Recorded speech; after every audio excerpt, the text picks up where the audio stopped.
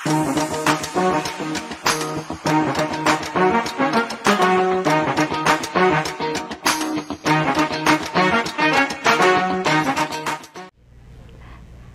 nga ba ang esensya ng tunggalian?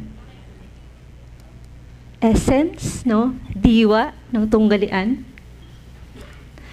Kapag pinag-uusapan natin ang salitang tunggalian, negatibo ang pananaw natin. Karamihan, no? Dahil, syempre, madalas iniiwasan na natin ito bago pa ito mangyari. Kung sa bagay, no, sino nga naman ang may gusto, nagigising siya sa araw-araw, tapos napakarami niyang problema. Diba? Sino sa atin ang gustong magsabi na, uy, ang saya pala pag maraming kaaway, no? Ang saya-saya pala, no, na maraming sama ng loob, nakakaganda, no? Malamang sa malamang walang may gusto nito. Dahil kapag pinag-uusapan ng tunggalian, na itutumbas natin ito sa gulo, sa away, at sa eskandalo, no? Pero dahil isa akong guro ng panitikan o literatura, narito ako upang pag-usapan ang tungkol sa tunggalian bilang isang mahalagang elemento ng kwento. Fictional man ito o totoo. Ayan, war flashbacks para sa mga nag-aaral ng panitikan. No? Sa klase sa panitikan, ipinakikilala sa atin ang tradisyonal na istruktura ng kwento na hango sa banghay or plot ng Greek tragedy. Meron tayong simula, may gitna, at wakas. At sa gitna, kadalasan, may kita ang kasukdulan na siyang nagpapakita ng pinakamatinding tunggalian ng tauhan.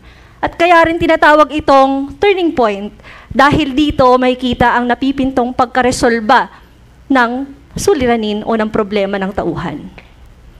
Pagamat hindi laging ganito ang pagkakaayos ng mga pangyayari sa kwento, isang elemento ang hindi maaaring mawala. At ito nga ang tunggalian. Dahil kung wala ito, wala ring kwento. Gusto ko ipakita sa inyo ang iba't ibang talab or effect, bisa, ng tunggalian. Una sa panitikan, pangalawa sa buhay, at pangatlo sa lipunan. At kung papaanong ang tatlong ito ay nagkakaroon ng ugnayan sa isa't isa. Para sa panitikan, tingnan natin bilang halimbawa ang kwentong Ang Nawawalang Hagdan ni Chuck Berry Pascual. Hindi ko alam kung pamilyar ang marami sa inyo o ilan sa inyo sa kwentong ito. Pero para sa mga hindi gaanong pamilyar, ang kwentong ito ay tungkol sa isang baklang receptionist sa barangay hall na si Brigido o Bri for short. So yung kwento natin na bahagi ng anthology na Ang Nawawala ay iba't ibang mga kwento ng mga nawawalang bagay. Pero parehas ang tauhan, parehas ang tagpuan. Dito sa kwentong ito, may kita natin ang isang nawawalang hagdan. Si Bri, yung tauhan natin, bukod sa ang trabaho niya ay bilang receptionist, nag-aala detective din siya dahil hinahanap niya ang kasagutan sa mga misteryong nagaganap sa kanilang barangay. Tila simple, di ba? At katawa-tawa ang tunggalian ng kwentong ito. Dahil una sa lahat, bakit mo problemahin ang nawawalang hagdan? Pero, nang matuklasan ni Bri kung sino ang nagnakaw ng hagdan, nalaman niyang may halaga pala ito. Dahil gagamitin ito ng dalawa sa mga kaibigan niya upang umalis sa kanilang barangay kung saan sila nakakaranas ng kahirapan at diskriminasyon sa kanilang kasarian. May hiwatigan natin ito sa kwento, sa maikling dialogo sa pagitan ni Bri at saka ni Kevin. Sabi ni Bri, "Bakit kayo sasama? Ayaw niyo na ba rito? Ikaw, gusto mo pa ba?" Ganting tanong ni Kevin. Hindi alam ni Bri kung paano sisimulang sagutin ang tanong. Masyadong komplikado para sa oo o hindi ang sagot, kaya nagkibit-balikat na lang. Bagamat kaparehas niya ng danas ang kanyang mga kaibigan, hindi siya sumama sa pagsakay sa spaceship. Yes, spaceship ng alien pero walang hagdan. Kailangan nila ng makeshift na hagdan para dito, Pero kidding aside, sa katapusan ng kwento, nanatili siya sa kanilang lugar. para tulungan ang kanyang mga kabarangay na mahanap ang iba pang mga bagay na nawawala. Mula sa paghahanap ng nawawala, tila naging tunggalian ni Bri ang pagpili sa pagitan ng pag-alis o pananatili. Sa tunay na buhay, naengkwentro na rin natin malamang ang pareha sa tunggalian. Hinahanap natin ang mga bagay na nawawala o maaaring wala talaga tayo. Gayon din, nahihirapan tayo sa tuwing gumagawa tayo ng malalaking desisyon sa ating buhay. Bilang pag-uugnay, hayaan niyo ibahagi ko kahit kaunti ang tungkol sa aking sariling kwento. Anak ako ng mga magulang na OFW, kaya hindi ko sila laging nakakasama simula pagkabata. At dahil din dito, maaga akong namulat, maaga akong napagtanto na hindi kami mayaman. Na kailangan kumayad ng doble ng aking mga magulang para mabigyan kami ng maayos na buhay. Kasama pa roon ang mapag-aral kami, magkakapatid, sa pribadong paaralan na hindi biro ang matrikula. Dito ako nag-aral noon at aware kayo kung gaano kalaki ang tuition. So gets nyo ako. Ayan, 'di ba? So habang nag-aaral ako, naramdaman ko para akong kolorum sa eskwelahan ng mayayaman. At dahil dito, naitatak sa akin na kailangan kong galingan para magkaroon ako ng trabahong magpapayaman sa akin. Awa ng Diyos, hindi ito yung nangyari. Hindi ako nagdoktor, pagka-graduate ko, ako ay naging guro.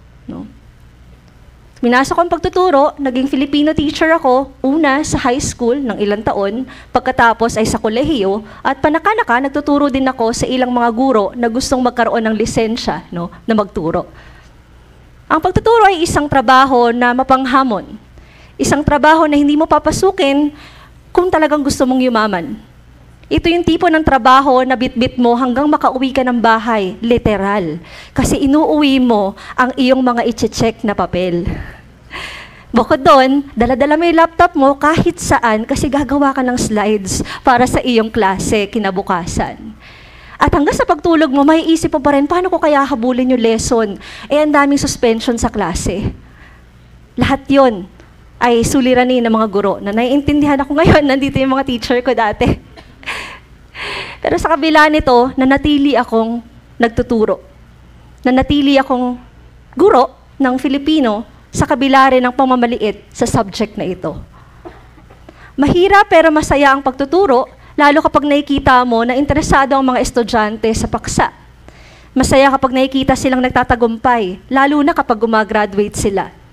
Lalong masaya kapag nalalaman mo kung paano nagkakaroon ng impluwensya ang klase sa kanilang pananaw sa buhay. Masabi ko rin na mapalad ako sa dami ng mga natutuhan ko mula sa mga estudyante. Sa ilang taon ko sa propesyon, higit kong naunawaan na ang pagtuturo ay pagharap sa maraming tunggalian sa loob at labas ng classroom. At ang tunggaliang ito ay hindi na lamang personal, kundi panlipunan. Halimbawa na lamang dito ang problema sa sistema ng edukasyon. Estudyante kayo, mga guro kami, at daman natin ang problemang ito. Halimbawa, sa kaso ng mga nagtuturo sa Filipino, problema kung paano ipapaunawa sa mga estudyante yung saysay na pagiging isang Pilipino, lalo na sa panahong ito, sa kontekstong ito. Lalong mahirap dahil tinatanggal ang subject na Filipino at ang panitikan na sana'y magtuturo sa atin ng pagiging makabayan, pagiging proud sa ating roots. Sa kabilang banda, nakakalikha naman ng kalituhan at pagkakahati ang paglaganap ng mga fake news at maling impormasyon sa internet. Kaya tuloy pag pinag-uusapan ang tungkol sa iba pang mga issue sa bansa gaya ng korupsyon, kahirapan, kawalan ng hustisya, may ilang bahagi ng populasyon na hindi naniniwalang totoo ito. Sa makatuwid, mahalaga para sa isang guro na laging maging malay at laging natututo sa kanyang kapaligiran.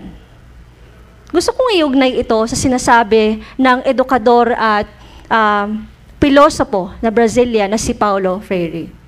Sabi niya, "The pursuit of full humanity, however, cannot be carried out in isolation or individualism, but only in fellowship and solidarity." Upang maging makabuluhan ang pag-iral ng tao, kailangan niyang makisalamuha. Higit sa lahat, kailangan niyang makisangkot, makilahok. Kung babalikan natin yung unang tanong, kung gayon, ano nga ba ang esensya ng tunggalian? Mula sa panitikan hanggang sa tunay na buhay, masasabi kong ang esensya ng tunggalian ay paglaban. Dahil itinutulak tayo ng mga tunggalian upang kumilos at harapin ito. Tinuturuan din tayo ng mga tunggalian na lumaban at huwag baliwalain ang anumang uri ng pagkakaapi. Sabi ka nga kanina, kung walang tunggalian, walang kwento. Pero hayaan yung dagdagan ko ito. Kung walang tunggalian, walang ipaglalaban. At kung walang pinaglalaban, ano pa ang ating magiging saysay? Maraming salamat at magandang araw.